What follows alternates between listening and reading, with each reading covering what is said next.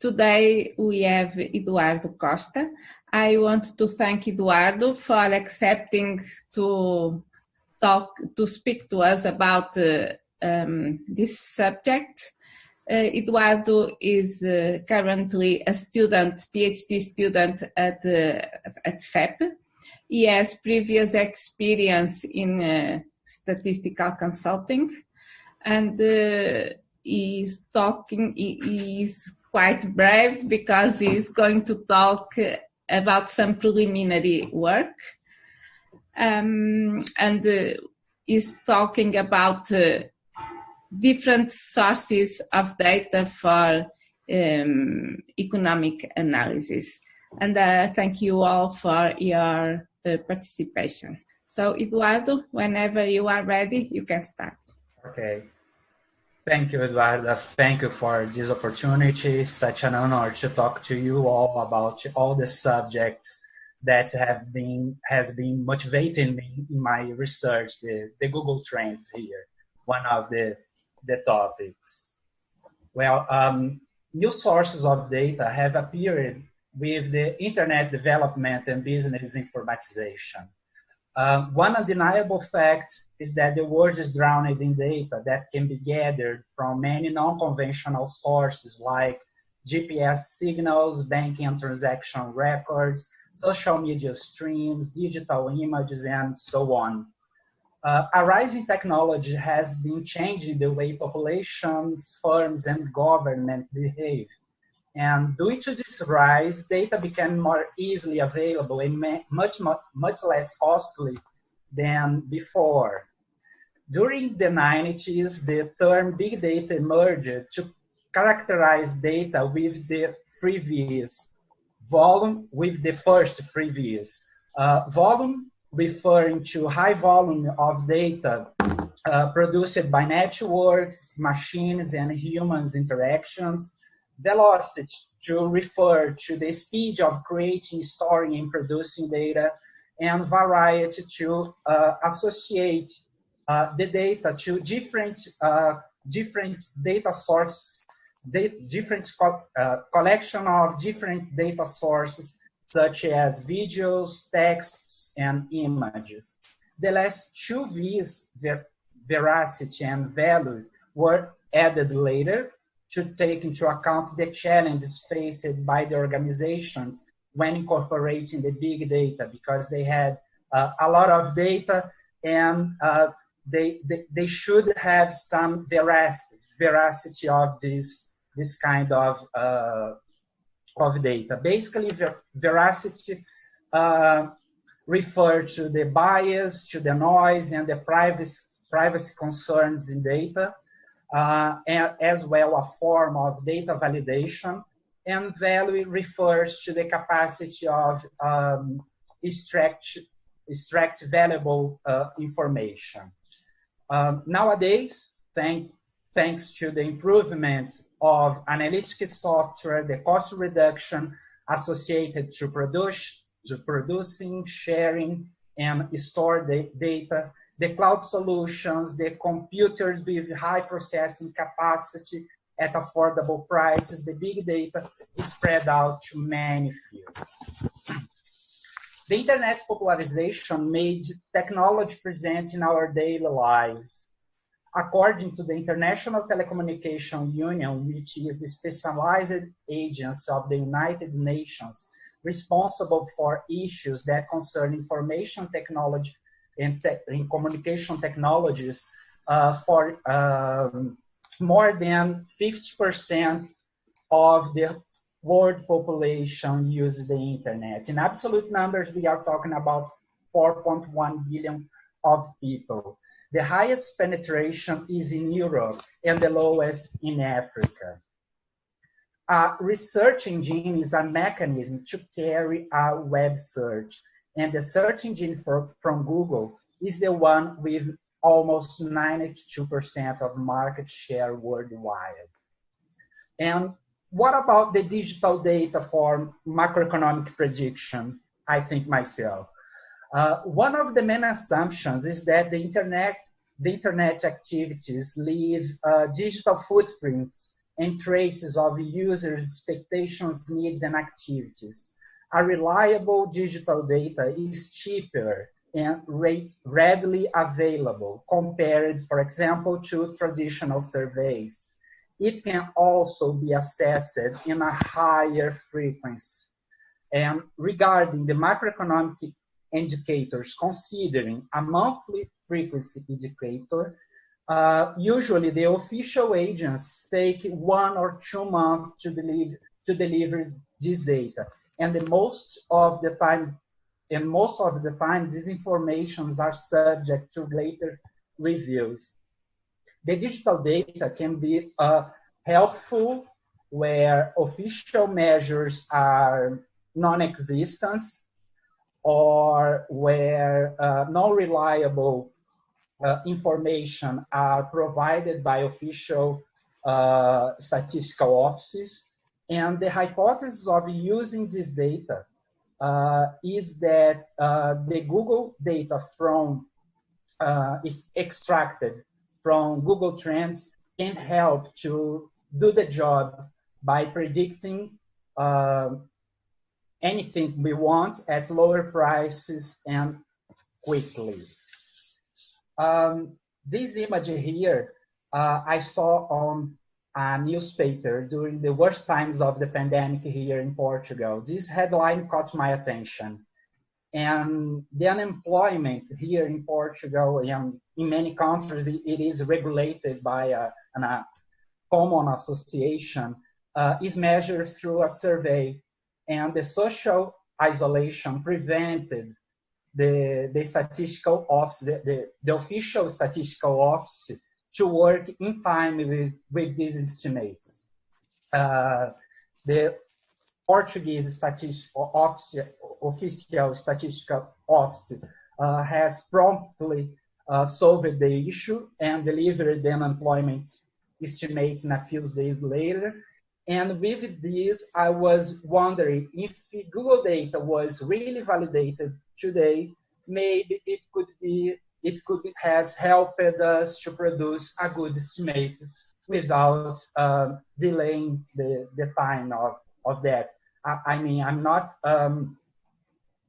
how can I say, I'm not criticizing this. I'm just saying that we could be quicker doing the predictions using other sources of data. Well, using data from search engines focused on economics indicators are scarcely found in the literature, and it is a relatively new approach in research. From the best of my knowledge, the very first research for economic indicators using data from search engine was the one from AUTOREGRESSIVE in 2005, where by using a report of the top 500 keywords, selecting those related to unemployment from 2001 and 2003, this research stated that the unemployment level is associated with search terms used in preceding weeks. 4 years is the gap to the most popular research in this area, in this field relating economic indicators. Choi and Varian researched by using the Google Trends data, the ability of this sort of data by using, among other measurements, the car sales, tourism demand, and initial claims for unemployment benefits. From 2010 on, some other field research also focused in gross domestic products, consumer prices, and consumption. Researchers usually use as data analysis tools ARIMA, mixed data sampling, Kalman filter, among other tools. As we can suppose, when researching using data from search engines, the choice of the keyword is a sensible point. Authors in the literature have a common sense point that the chosen keyword should reflect the phenomenon. And it is clear that it does not reflect a situation, but it works as a proxy. Here are illustrated some examples of search term used in the literature. And for example, here the consumer price index, for example, researchers have used words like inflation, price rise, and for private consumption, researchers tend to use all search based on related categories inside Google search and not only using search terms or keywords. Data from Google Trends can be accessed through the webpage trends.google.com or through our software using the package created by MACROECONOMICS and INHABITANTS. Through the website, I think it is the easiest way to understand how the data is can be extracted here. We just have to type the keywords in the web page and the web page, and this web page shows us the interest of that keyword or search term across the time. This data can be exported, for example, to an Excel file if you don't have access to R. It is also possible to verify the interest on that keyword or search term in a geographic area, as we have here. And as a complementary information, it shows the related search or subject to that keyword.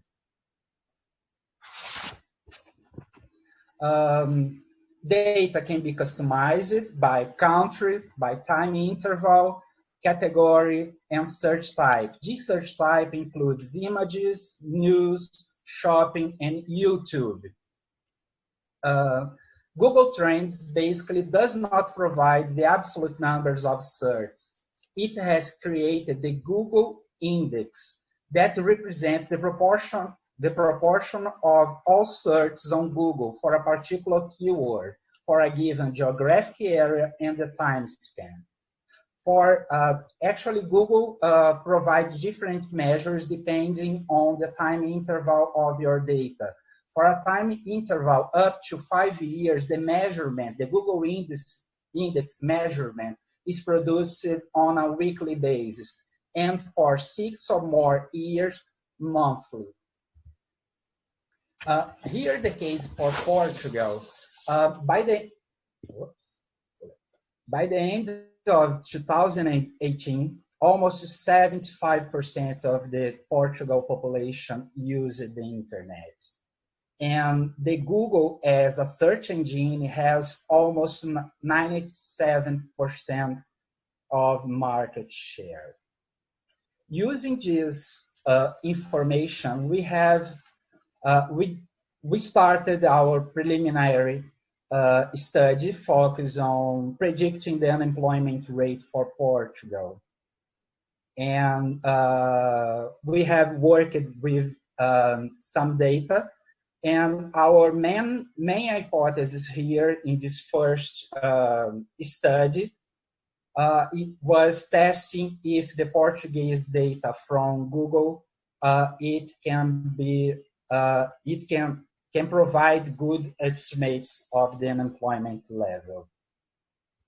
Here, the black line is the unemployment rate for Portugal between 2004 and beginning of 2020. Here, the yellow line is the demand for the term unemployment. We searched also the term unemployment insurance. Here is the blue line. The blue and the yellow line have a close behavior.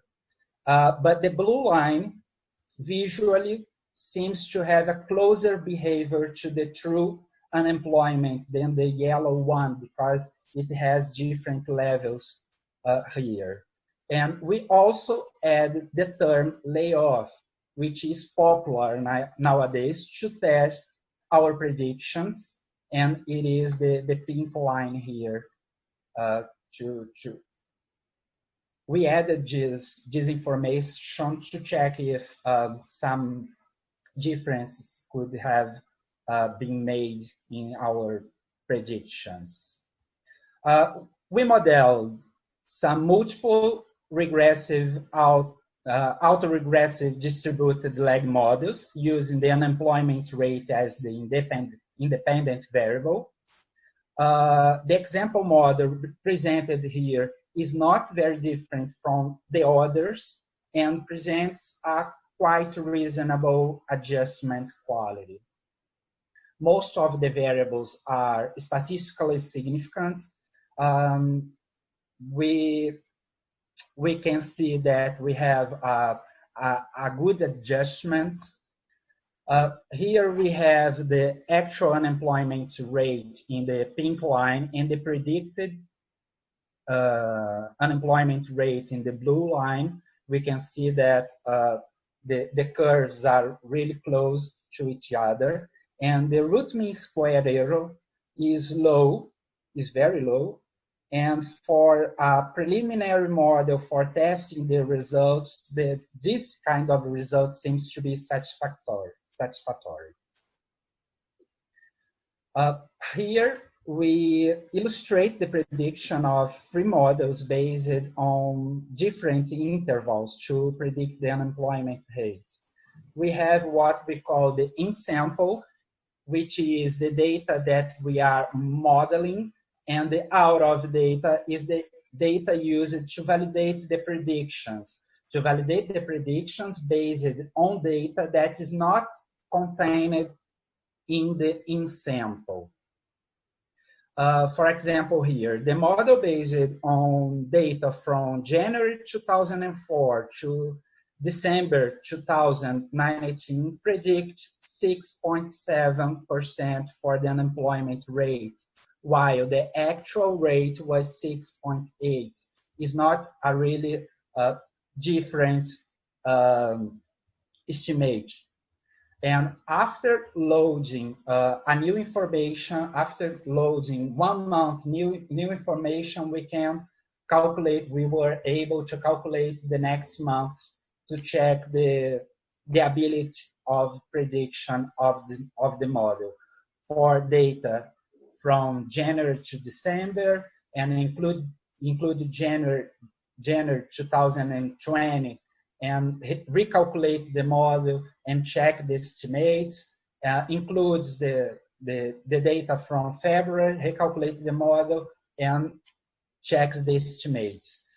Basically, the structure of these models are not really different one from each other, and it seems to really predict the unemployment rate for Portuguese data. Of course, deeply analysis should be made in order to minimize the errors and contribute to the validation of this data source for economic research, as well. We should also use different techniques to check that. Basically, my message is that the technological change the world is facing made data more cheaper and can be more easily gathered than some decades ago.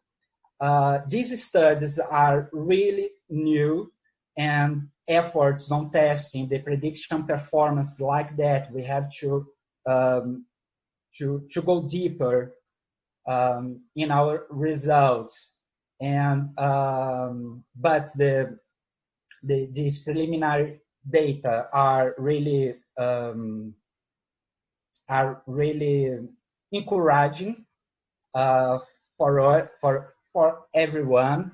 And last but not least, I'd like to reinforce that there is no single data superior to other. Once the data is validated and its sources are reliable, most of the time one data complements the other. I think the big challenge here is how to produce non-conventional data using all the technologies we have in the world and try to transform this data in a significant contribution to academic research and to other branches of companies and so on. Well, that's it. I think that's it. My main message was that.